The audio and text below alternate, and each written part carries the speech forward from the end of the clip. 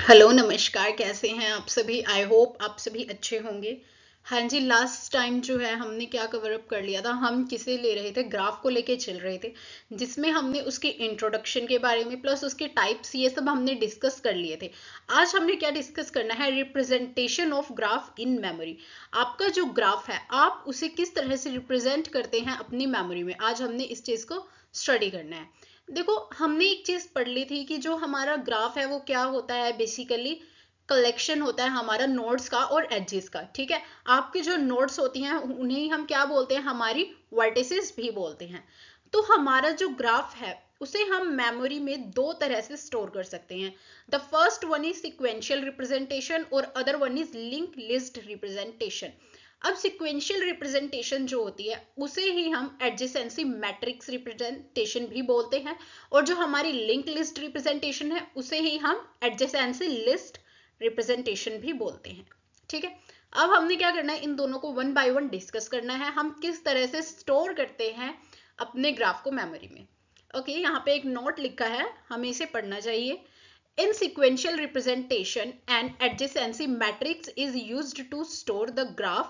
आपने क्या, यहाँ पे हम मैट्रिक्स का यूज करेंगे, जो मैट्रिक्स आपने अपनी मैथ्स में पढ़ी होंगी हम उसका यूज करेंगे। Where in link list representations there is a use of an adjacency list to store the graph. यहाँ पे हम एक लिस्ट का यूज करेंगे जब हम लिंक लिस्ट की बात कर रहे होंगे।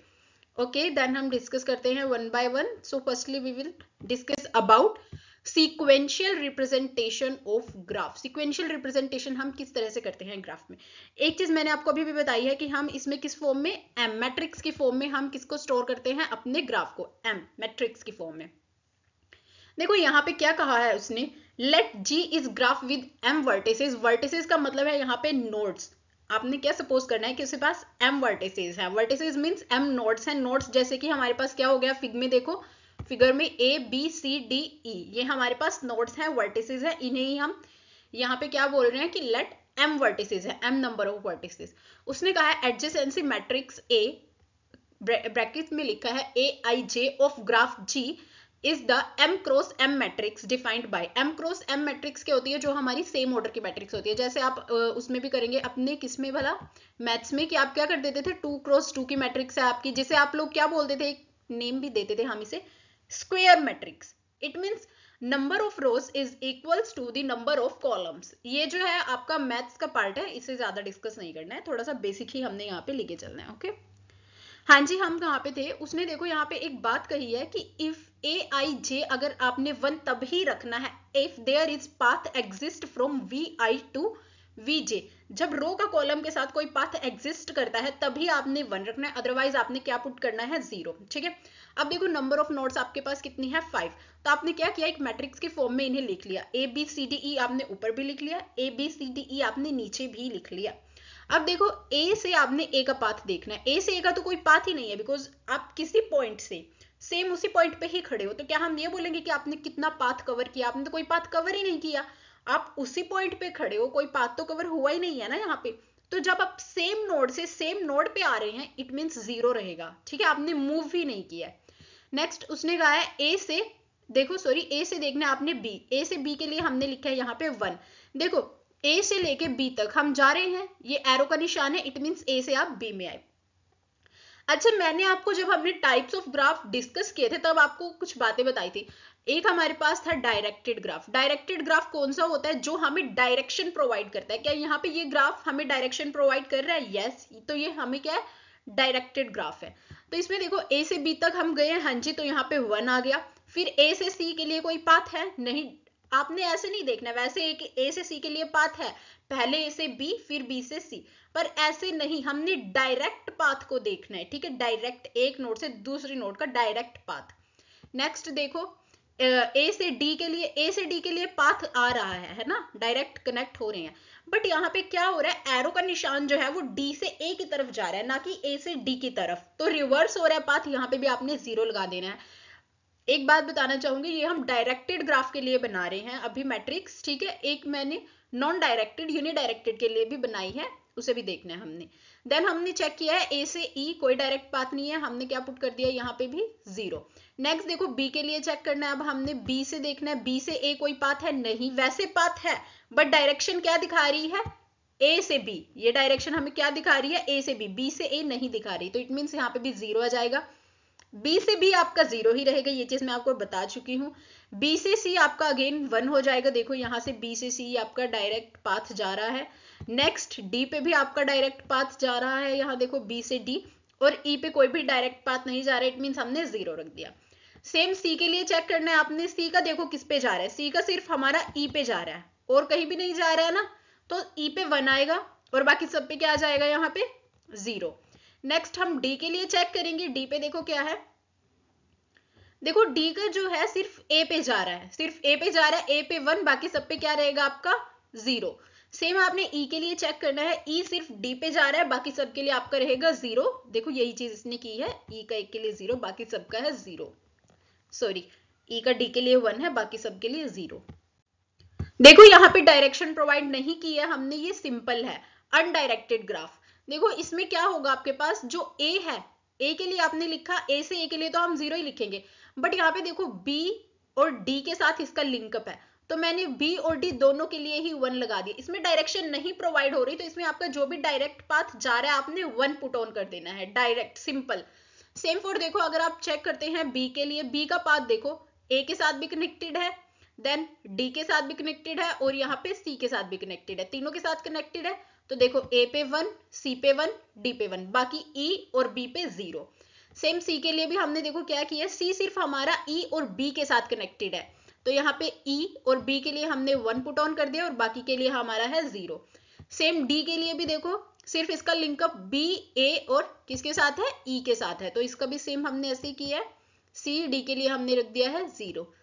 ई का जो पाथ है वो सिर्फ डायरेक्ट एक सी नोड के पास जा रहा है और एक आपका डी नोड के पास जा रहा है, तो हमने ये किया एंड बाकी बचे पे हमने रख दिया है 0, सिंपल। ये आपको रिप्रेजेंटेशन समझ आई, मैट्रिक्स की फॉर्म में जो हमने की है ये बहुत ही ज्यादा सिंपल थी। नेक्स्ट अब हम आगे चलते हैं, लिंक लिस्ट रिप्रेजेंटेशन। देखो लिंक रिप्रेजेंटेशन को आपने कैसे करना है, आपका इसमें क्या होगा, ये आपकी 2 लिस्ट को कंटेन करता है। The first one is node list and the other one is for edge list. नाम से ही क्लियर हो रहा है आपका। देखो नोड आपका क्या होता था, फॉर एग्जांपल यहाँ पे है आपके पास ए और यहाँ पे है आपके पास बी, ये दोनों है आपकी नोड्स, ठीक है। यहाँ पे जो ये ए है ये आपकी क्या है, नोड, और सेम फॉर यहाँ पे जो बी है ये भी आपकी क्या है, नोड। बट जो इनका पाथ है, ए से बी का पाथ, ये आपकी क्या होती थी, एज। पता है ना आपको, ये ग्राफ में हम पहले डिस्कस करके आ चुके हैं। सेम यहाँ पे है, it will contain 2 list, 2 list को कंटेन करता है। The first one is node list and the other one is edge list. Node list के अंदर देखो इसके पास क्या क्या आता है, द पहले में आएगा आपके पास नोड, ये आपकी जो नोड होगी वो कंटेन करेगी the name of node. For example यहाँ पे जो ए है वो क्या है आपका नेम ऑफ नोड, तो यहाँ पे ए कंटेन होगा। नेक्स्ट नोड कौन सी है उसे कंटेन करेगी। देन एडजेसेंट, एडजेसेंट कौन सी होती है, फॉर एग्जांपल यहाँ पे अगर आपके पास कोई भी एक वॉल है, ये देखो ये हमारे पास एक स्क्वायर है फॉर एग्जांपल, ठीक है, आप इसे स्क्वायर सोच लो, स्क्वायर ही बन गया वैसे, चलो हाँ जी, ये हमारे पास यहाँ पे एक स्क्वायर है। जैसे अगर मैं बात करती हूँ इस लाइन की, इस लाइन को मैं अगर नाम दे देती हूँ 1, तो जो 1 की एडजेसेंट है वो कौन कौन सी है, एक तो ये रहेगी जो 1 के इस तरफ है, द अदर वन इज ये 1 की क्या है, एडजेसेंट। एडजेसेंट नोड्स का मतलब क्या होता है, एडजेसेंट का मतलब क्या होता है कि बिल्कुल उसके साथ वाली चीजें, ठीक है। और अगर हम बात करें इस वाली लाइन की, ये क्या है, ये 1 के एडजेसेंट नहीं है, ये 1 के ऑपोजिट है, ठीक है। इन चीजों में ये चीजें आपको पता होंगी कि एडजेसेंट कौन सी होती है, ऑपोजिट कौन सी होती है, वही चीज है। नेक्स्ट एज लिस्ट में हम जो है 2 चीजों को कंटेन करते हैं, the first one is destination and the other one is link. अब आप इसका एक एग्जांपल देखेंगे तो आपको समझ आ जाएगा कि ये नोड लिस्ट क्या है और एज लिस्ट क्या है। देखो ये हमने यहाँ पे क्या है, एक डायरेक्शन प्रोवाइड कर रहा है, उस ग्राफ के लिए लिया है और एक अनडायरेक्टेड ग्राफ के लिए लिया है। फर्स्टली हम डायरेक्शन वाले ग्राफ की बात करते हैं। जैसे देखो यहाँ पे आपने क्या किया है, ये है आपके पास ए, ठीक है। ए ने क्या किया, अगर आप यहां से देखें, ए के जो डायरेक्ट लिंकअप है वो किसके साथ हो रहा है, बी के साथ और डी के साथ, बट डायरेक्शन वो किसे प्रोवाइड कर रहा है, ओनली बी को। ये एरो ऐसे है ना कि ए से हम किस पे जा रहे हैं, बी पे। डी का तो ऐसे हो रहा है कि डी से हम ए पे आ रहे हैं, बट यहाँ पे क्या हो रहा है, हम ए से किस पे आ रहे हैं, बी पे। तो आपने क्या किया, ए के सामने ये 2 बॉक्सेस बनाए आपने, ये जो है ये आपके रिप्रेजेंट कर रहे हैं एज वाले के लिए, ठीक है। तो आपने क्या किया, एक में बी लिख दिया और यहाँ पे डाल दिया ये क्रॉस। क्रॉस सिंबल रिप्रेजेंट करता है नल की, इसके आगे और नहीं है। सेम आपने बी के लिए बनाया है, ठीक है। बी के यहाँ पे देखो क्या है, बी हमारा किससे लिंकअप है, सिर्फ सी से, यानी बी का डायरेक्शन किसे दिखा रहे हैं हम, सी को, तो हमने सी लिख दिया। अब बी जो है और किसी को भी दिखा रहा है, हाँ जी, बी जो है कहाँ जा रहा है, डी के पास भी जा रहा है, तो हमने क्या किया, सी को एक जो सी की ये वाली कॉलम है इसे इस तरह से रिप्रेजेंट कर दिया जो डी को दिखा रहा है हमारे पास, और डी के बाद हमने क्या दे दिया लास्ट में, नल। नल मीन्स कि आगे और नहीं है। नेक्स्ट सी की बात करें तो आपका सी जो है वो किसे डायरेक्शन प्रोवाइड कर रहा है, ओनली ई। ये आपका सी जो है कहाँ जा रहा है, ई के पास, तो हमने ई लिखा और एक नल प्रोवाइड कर दिया। डी देखो कहाँ है, डी हमारा सिर्फ कहाँ जा रहा है, ए पे, तो इसे यहाँ ए दिया नल, और ई हमारा सिर्फ डी पे जा रहा है तो डी करके हमने यहाँ दे दिया है नल। अब देखो यहाँ पे जो डायरेक्शन प्रोवाइड नहीं हो रही है, नेक्स्ट आपको ये वाला सेकंड एग्जांपल है जिसमें आपके पास क्या है, डायरेक्शन प्रोवाइड नहीं हो रही है। देखो अगर हम बात करते हैं, पहले हमने ये बना लिया 1 2 3 4 5, हमारे पास 5 नोड्स हैं, तो हमने 5 ही बॉक्स बनाए और उनमें नोड्स का नेम दे दिया 1 2 3 4 5, इस तरह से सिंपल, ठीक है।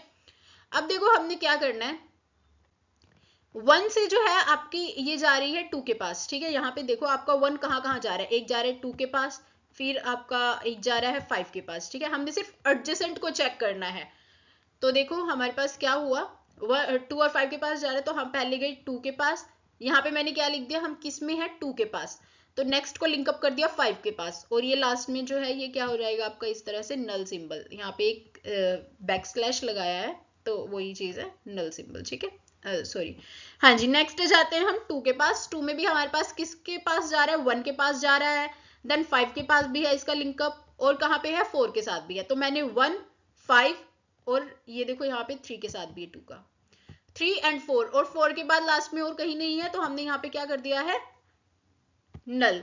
नेक्स्ट देखो थर्ड के लिए भी हम कहाँ पे गए हैं, 3 हमारा देखो एक 2 के साथ लिंकअप है, और एक हमारी क्या है, इसकी एडजेसेंट नोड कहाँ जा रही है, सॉरी 4 के पास, तो 2 4 लिखा और लास्ट में हमने क्या डाल दिया है, नल। ये वाला जो है ना 2 के पास ये वाला बॉक्स है, ये लिंक कंटेन कर रहा है, ये किसके लिए, ये किसे पॉइंट कर रहा है, नेक्स्ट वाली नोड को, ठीक है। नेक्स्ट 4 को क्या कर रहा है, ये इसके एड्रेस को कंटेन कर रहा है। नेक्स्ट देखो फोर्थ हमारा कहाँ जा रहा है, 5 पे जा रहा है, 2 पे जा रहा है, और जा रहा है हमारा 3 पे, हमने सेम तीनों को लिख दिया और लास्ट में हमने दे दिया है नल।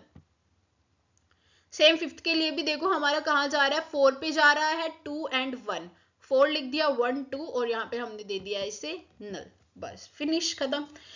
आई होप आपको ये समझ आ गया होगा, हमने क्या किया है, हमने ग्राफ को रिप्रेजेंट किया है मेमोरी के अंदर। अच्छा एक क्वेश्चन होता है कि जो हमारी हमने अभी मैट्रिक्स वाला किया था हमारा सिक्वेंशियल रिप्रेजेंटेशन, उसको जो है हम क्या कर सकते हैं, फॉर एग्जाम्पल आपके पास 100 नोड है, टोटल 100 है या 1000 है, चलो 50 भी है, तो आपके जो है इतनी सारी नोड्स को जब आप क्या करते हो अपनी मेमोरी के अंदर स्टोर करोगे इन फॉर्म ऑफ मैट्रिक्स की फॉर्म में, तो वो कितना ज्यादा स्पेस ऑक्यूपाई कर लेंगे, वो क्या है, तो वो वेस्टेज ऑफ मेमोरी है। तो जो उस चीज को ओवरकम करने के लिए हमारी जो लिंक लिस्ट रिप्रेजेंटेशन है वो क्या है, बहुत ही ज्यादा सही है एज कंपेयर टू हमारी जो सिक्वेंशियल रिप्रेजेंटेशन है, ठीक है। बिकॉज जितने ज्यादा आपके पास नोड्स होंगी उतना ही ज्यादा आपका क्या हो जाएगा, मेमोरी स्पेस बढ़ जाएगा, ठीक है। तो इसीलिए ये वाला जो मेथड है उससे बहुत ही ज्यादा सही है, मेमोरी ज्यादा ऑक्यूपाई नहीं करेगा आपकी। तो हमने आज इसके बारे में पढ़ लिया, रिप्रेजेंटेशन दो होती है, लिंक लिस्ट रिप्रेजेंटेशन और सिक्वेंशियल रिप्रेजेंटेशन। आई होप आपको ये दोनों अच्छे से समझ आए होंगे। If you have any doubt then please आपने कमेंट सेक्शन में मुझे बताना है। Okay then, thank you very much. Please like, share and subscribe our channel and keep learning and keep growing guys. Thank you very much.